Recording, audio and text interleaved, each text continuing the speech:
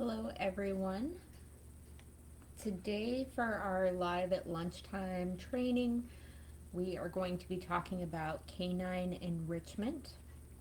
I think we've kind of gone over some of this a little bit when discussing canine behavior, but it definitely deserves its own training entirely.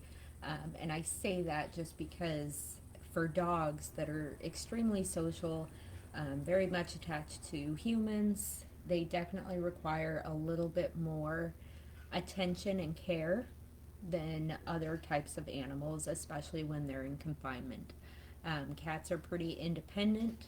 We can provide them with a space that has their food, water, some enrichment items, toys, a nice soft place to nap and spend 2/3 of their day.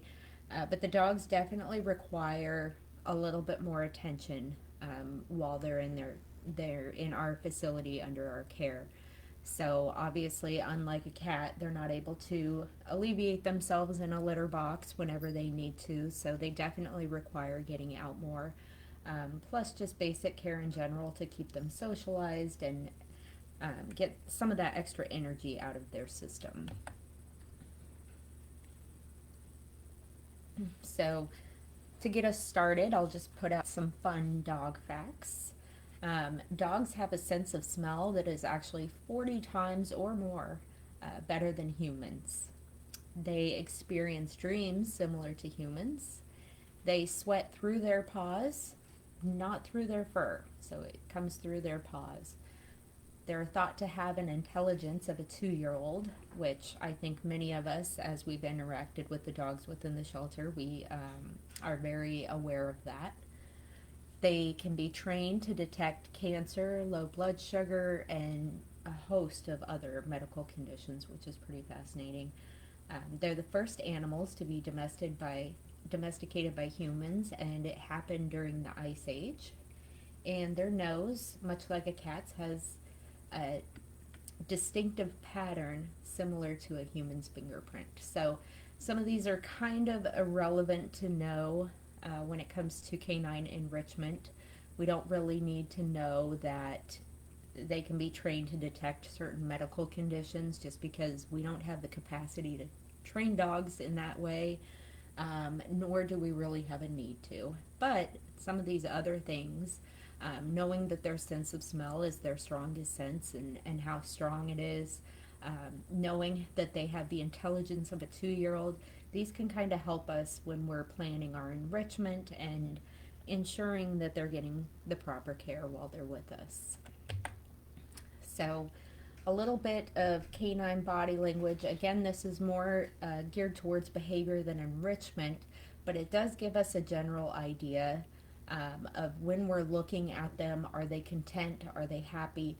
Or are they showing some signs of stress? So, one thing we're always looking for to make sure that our dogs are happy while they're with us is that they have loose body movements, they are relaxed when they're out playing or running in the play yards. They're definitely wagging their tails. They don't have their hair standing straight up.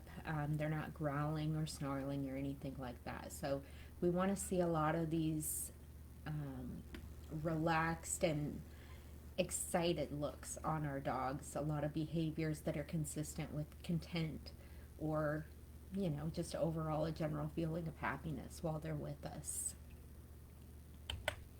So, canine enrichment, it's going to provide them mental stimulation and prevent boredom.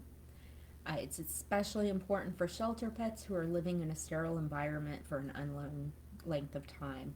Our puppies, dogs that appear to be purebred, small breeds, they typically have a shorter stay time within the facility.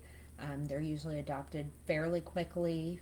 A lot of times it's the same day of their spay and neuter surgery. However, when we get some of these other dogs that, you know, are less unique, definitely of mixed breeds, maybe they have some behavior issues as far as being extra jumpy, play biting, things like that, they're going to be with us a little bit longer. We also have plenty of dog breeds that are very common in our area, such as our pit bulls, our German shepherds. Those guys, they're a great breed, but with the breed bans in certain rental apartment complexes or rental homes, that breed ban really limits our adoption pool. So they could be with us a little bit longer just based on the fact that we now have less adopters available to those certain breeds. So knowing that, providing this extra enrichment is going to sustain them a lot longer. More benefits of enrichment: it improves their brain development and function, enhances their learning and memory, improves interaction with their environment, reduces stress and fear, promotes well-being, reduces boredom, anxiety, and abnormal behaviors, and it overall lowers their risk of disease and death. The more stressed out they are, the weaker their immune systems are. So the happier they are, the healthier we can keep them while they're with us. Do we need enrichment? Yes, always. If they don't have proper enrichment, we're going to start to see some negative behaviors. Tends to lead to them finding ways to enrich themselves, whether it's a good behavior or not. It also increases the stress and the boredom for the dog. They rarely get adopted if they're not behaving well. Obviously, a lot of people who are ready to commit to taking into a pet, they already know a lot of the responsibility that comes with it. But when they take in a dog with no training, a lot of bad manners, jumping, play biting, pulling hard on the leash, all of these things can kind of deter adopters from wanting to commit to them. So we definitely have to work on these things while they're with us. The better they are, the more well behaved, the way they're able to. I am so sorry, Instagram. There's a cat in front of you. Hold on. Sorry. Anyways, sorry about that. Yes, I have lots of cats. All right, so the more happier they are when they're at our facility, the better they're going to respond to us using treats or enrichment as training practices. The more well behaved they are, the better their manners, the higher the chances that they're actually going to get adopted much quicker and remain in the home. One thing that we see pretty commonly when a pet are adopted out is that, if they are extremely difficult to potty train, or if they have poor socialization skills with other animals, they're pretty quick to get returned. We've also had pets returned due to not having enough enrichment within the home to where they find things to do, such as chewing on furniture, chewing through walls, a lot of bad behaviors that you can only imagine the extent of. So we definitely want to get these guys onto the best start possible before going into a home. So what are some of the things we're doing for enrichment? Well, the first thing we need to do is understand their natural behaviors. So obviously we have eating and drinking. For that, we can provide them with puzzle feeders. Those are going to be a wide variety of things. They can be some slow feeder bowls. If you've ever seen a plastic pet bowl that has something similar looking to a maze inside of it, that is just to slow down them from eating, makes their meal time last a little bit longer, takes away some of the boredom that comes from eating a quick meal and then having nothing to do. Oftentimes we will use slow feeders for any of our dogs that tend to scarf down their food within 5 seconds, and also with puppies to slow them down a little bit too. Puppies are pretty notorious for eating far more than they actually need to, so this helps slow it down a little bit and again prolongs the enjoyment of the meal. We also have muffin tins that we can put a couple treats in or some kibble, cover it with tennis balls. Also acts as a slow feeder, but then they also have to use scent work to remove the tennis balls to get that treat. We do bark boxes, which is recycled snack or cereal boxes. Little bit of kibble in each layer. They're stacked inside of each other. It allows the dogs to rip apart the boxes. Again, we're giving them something that is okay to tear apart. We want them to know the difference between things they're allowed to destroy and things they're not. So those bark boxes allow them to do that shredding behavior. The natural canine predator hunting personality that they have is able to be fulfilled with bark boxes. We make them popsicles, which is great in the summer. It gets pretty warm in the kenneled areas, especially if those bay doors are open. So this tends to last a little bit longer. All of these things and more are great for slowing down their feeding and making it more enjoyable for them overall. For chewing, we have nylabones. The nylabones are going to be a tough material shaped in a bone, obviously. And those are also flavored. I think we have peanut butter ones, some cheddar ones, bacon ones, different flavors of those. Those are really good, especially for heavy chewers, because they cannot chew through those bones. We have Kongs, which is located in that picture on the top right. Those are great for filling.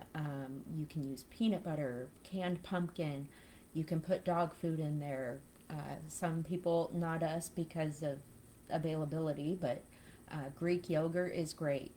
Frozen vegetables in there. Whatever you want that's dog friendly, you can stuff in there, freeze them, throw them in their kennel, and those last a really long time. And then, of course, any kind of toys are great for chewing. Stuffed animals are great as long as the dogs are not chewing them to where the stuffing is coming out. If you guys see that a dog has chewed up a stuffed animal, there's cotton or whatever's in there all over their kennel, try and remove it from the kennel. One bad thing about that is that if they ingest any of that, they can get impacted, which does require surgical removal. And that's a very, very big cost for a shelter setting. So things like the bark boxes, or when we use paper towel or toilet paper rolls, if they ingest the cardboard, it is an organic matter that their stomachs can break down and they won't get impacted like they would with a stuffed toy. So we got to kind of be careful with those if we do know that a dog has a tendency to shred them. But these other things are perfectly acceptable for them, which is great because then it becomes a one size fits all. We also use cardboard egg cartons, similar to the muffin pans, putting some kibble in there and stuff so that they can shred those apart or just work at figuring out how to get the treats or kibble out of there. Now, for socializing, we are going to be doing play groups. We do play groups Mondays, Wednesdays, and Fridays. Great way to put them all together. Pack walks is a large group of dogs all going out at once on Tuesdays and Thursdays from 9 to 11. And then we also do doggy day out. And I'll go over each of those socializing aspects in a minute. Now, for sniffing and scavenging, you can let them forage. Take a handful of dog food out when you take a dog on a walk. You can throw it in the grass and let them forage for it. It's a great way to allow them to do their scent work. They love doing stuff like this, and to find each piece is exciting for them. Scent trails, the walking trail that goes through the trees did have some rosemary and other dog-friendly plants planted along that trail by one of the 4-H groups. Great way for them to get out, sniff around, have some fun with that. We do have snuffle mats, which are the picture in the bottom there. Those you can hide kibble and treats in. and they sniff out in that mat. Those are great for in the kennels for enrichment. And then, of course, hiding treats. So when you go to put a dog back in their kennel, they might not have bedding in there at this time, but maybe toss a treat underneath their cot or hide one behind their water bowl. It just gives them something to do later on because they might not notice it right away, but then an hour later, they're bored, they're sniffing around, they get to find a treat. And it's a nice way to kind of prolong enrichment for when people aren't around. So going into our socialization programs for the dogs, we do have pack walks. Those are Tuesdays and Thursdays, 9 to 11:30 a.m. You guys don't have to sign up in advance for pack walks or any of the other dog programs. You simply come in at the time, however many however many volunteers show up, that's how many dogs are able to go out that day. Eric is our canine behavior and enrichment coordinator, and he's the one that organizes these and conducts them with you guys. So ideally, it would be great if every day we could get all the dogs in adoption side out at 9 a.m. for a pack walk. It would allow them to get all their energy out for the morning. They would be able to socialize on their walk, and it would also allow the animal care technicians to be able to clean that area without any dogs present. That's ideal, but honestly, we take what we can get. I think yesterday there was a total of 9 dogs or 8 dogs on the pack walk, which is amazing. That is amazing. But honestly, even if there's only a couple going out, that's a couple dogs that get to have a wonderful morning. So every single volunteer that helps with pack walks makes a huge difference. Sometimes they'll walk to Morningside Park, which is just down from the shelter. Sometimes they'll go to the river, a park, somewhere else in New Braunfels and do their pack walks. That way the dogs get a change of scenery. They're able to be seen by the public, and it's a lot of fun for volunteers and the dogs. And then next we have dog play groups. So those are going to be Mondays, Wednesdays, and Fridays. They start at 9 a.m. and go till 11:30 a.m.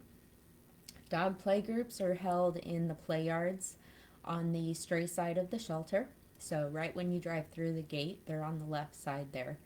Um, the dogs absolutely love these play yards. There's dog pools. There are various pieces of playground equipment that they can play on. They like hiding under them. They like climbing all over them. The dogs have tons of fun when they're in these groups. So there is a organization called Dogs Playing for Life, and one thing that they have determined through their play groups is that a 30-minute play group is the equivalent of a 2-hour walk. So you can imagine how much energy they exert during a play group. We do not have the same dogs out there for 2.5 hours straight. We are able to mix and match them. Not only is this great for socializing the dogs, but it also helps us to see, do these dogs like other dogs? Are these dogs specific with which other dogs they like or don't like? By narrowing this down, we can keep notes in their file on what their preferences are, what we've observed during play groups, and this also goes a long way in pairing them up with a potential adopter that is going to be a lasting home. Now, with the dog play groups, a training is required before you can get started, and that training is simple. You just show up to any play group on a day that you're available. You let Eric, the Canine Behavior and Enrichment Coordinator that's conducting them, know that it's your first time, but you want to get involved. You're able to observe. You're going to learn how they're introducing dogs, what behaviors they're looking for to know whether the dogs are getting along peacefully or things might go south. You don't have to be in the play yard if you're not comfortable with that. Maybe you just want to observe, take pictures of the dogs, videos. You can even be one that is taking one dog out to the play yard or taking a dog from the play yard back inside. There's lots of ways you can help with play groups that don't involve you being inside the pen if you feel like you're not comfortable with that yet. So play groups, again, you don't have to sign up in advance. You just show up when they're happening and you can participate. After that first initial one that you observe, you can go ahead and jump in on the next one. And then our doggy day out is like checking out a book at the library. You come in, kind of give the front desk a heads up of maybe what kind of dog preference you have. Do you want a calm one? Do you want one with lots of energy that's going to go hiking with you? Maybe it's going to go to the river with you. We can pair you up with the best match. You guys can take them to a whole lot of places. You can go to the parks. You can go to the river, a lake. If you want to go to Tractor Supply or Lowe's, maybe you want to go to a patio bar and grill. Wherever you want to take them that is in fact dog friendly, great. Get them out in the community. By taking these dogs out to the community, you're going to be able to get them seen by maybe their next home. You never know. A lot of dogs have been adopted on a day after their doggy day out. So it definitely is big in getting them seen, especially if you're doing something like hiking, for instance.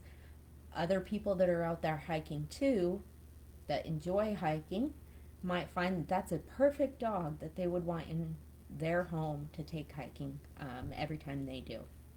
So it's a great way to match them with the best possible adopters. If you guys are having so much fun that you know, want to extend your time with them, you can always take them for a sleepover. Especially on Saturdays, come on in if you're wanting a buddy for Sunday. We're closed on Sundays, so they don't get visitors for volunteers or guests. They only get the animal care technicians that are going through quickly to feed, water, and tidy up after everybody. So checking them out on a Saturday, taking them for the weekend, and giving them a break from the shelter. You can imagine being confined in a space that is full of various smells, extremely loud sounds. It would be such a relief to just spend a weekend someplace calm, quiet, tons of room to roam. So even if you just want to take them for a weekend sleepover, that is an option for you guys. You don't have to commit to fostering for 30, 60, 90 days. You can take them for a weekend. Maybe you just want to take them overnight. Thursday night, you want to have a sleepover with a dog, bring them back Friday. That's fine. We can make that happen because these guys deserve a break, especially our long-staying ones. It gives them a little bit of hope to keep going. So anytime you guys want to do this, simply let the front desk know. There are a couple forms to fill out just with your name, you know, address, things like that, just so we know who the pet's going with. And there are a few rules, nothing crazy, but just making sure that the dog is leashed at all times. Avoid dog parks where other dogs may be off leash and could potentially approach your dog that maybe doesn't like that dog. So there are a few rules, few guidelines that they'll go over with you, but if you're ever interested in this, we highly, highly recommend you try it out. And I also want to mention that, you know, if you're a volunteer who tends to get a little, you know, you don't enjoy the shelter environment, maybe it's just, it's not, how do I want to word this? It, you know, makes you a little too emotional or something like that, which we get. This is a great way to still volunteer and help pets without having to do something that's a little too painful for you. And then, of course, when you're messing around with the different dogs, always fill out a pet personality report if you're able to. We do have the paper copies that are right next to the sign-in sheet, and then we also have the QR code. There's one next to the sign-in sheet, and then there's also one on the back side of the adoption dog door. These are super quick to fill out, but they provide us with so much information. The more we know about these guys, the better we can pair them up with the right adopters. Like the hiking thing, you know, if we have someone who enjoys hiking, we've got the dog for them. If we have someone who likes to sit at home and just hang out and be calm and relax, we've got a dog for them too. So definitely fill these out as much as you can. We do use these forms to create our pet biographies, and those biographies are available on our website when people are looking at pets to adopt, and they're also on the kennel cards. So a lot of good information comes from this simple, quick form. I definitely encourage each of you to fill one out for cats and dogs. It also has a spot for any health concerns you notice. If it's something that is more severe, definitely let a staff member know right away. Um, but if it's a health concern like, you know, maybe dandruff or something like that, you can go ahead and put it on here. And then we can decide if we need to give them a medical bath or something of that nature. But more severe things, definitely let a staff member know soon. Let me backtrack. Also, pet photos are huge. If you take a walk through cat condos, you will see that a lot of those kitten photos show a bottle baby size kitten that weighs about half a pound, and then there's a 4-month-old cat in the condo kennel. Sometimes they look very different from arrival time to the time they're placed into adoption. So we always need updated photos. The best photos come from either them acting crazy and playful in the play yards, or if you want something more glamorous, you can take them down through that walking trail through the trees. And those are really nice areas to get the good photos of the dogs. It, as we know, from the beginning of this presentation, they do act like 2-year-olds, so you gotta have a lot of patience when it comes to dog photos. Most of them will be of the backside or the back of their head, but oftentimes you can get some really good, funny ones of them playing out there. All of this stuff goes towards getting them adopted as quickly as possible, and that is our number one priority. Get them adopted as quickly as possible. That's less time in the shelter. They don't deserve to be punished. That's why we go to such extremes to make sure that our facility is more of a doggy day camp, a temporary doggy day camp while they wait for their forever home. But with that being said, obviously the shelter is not the ideal place for a pet. They need to be in a home with their own people that will love them for the remainder of their life. So the more information you can give us, the more photos you can capture of them displaying their unique personalities, the faster we will get them out of there. Um, yes, Julie, I did get those photos. Thank you guys for the photos. The photos that I have been receiving, I've been receiving emails and text messages every single day from volunteers. Amazing. I cannot even express enough gratitude for that. The photos are absolutely amazing. As soon as I receive them, I upload them to their files, and our website updates every night at midnight. So the following day after I upload them, they're available for the whole world to see. A lot of people are looking at the pets online before ever even coming into the shelter to look at them. So this is huge. You guys, by doing the photos, doing the pet reports, you have no idea the extent of how much faster you're getting them out of the shelter into their forever home. So I thank you guys so much for them. But that concludes our training for today.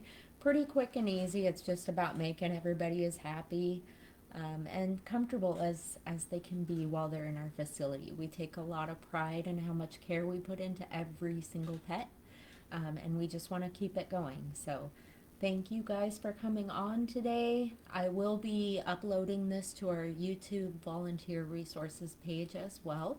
so it is always available to you. If you guys have certain topics or anything you would like to know more about in regards to animal welfare, dogs, cats, whatever, let me know. I will create a training for that. So the next one will be in 2 weeks, and it will be on events and fundraising. We do lots of events at the shelter, and we do have a very large fundraiser coming up next summer that we are already starting to plan for. So I hope you guys join in on the next one and have a great rest of your day.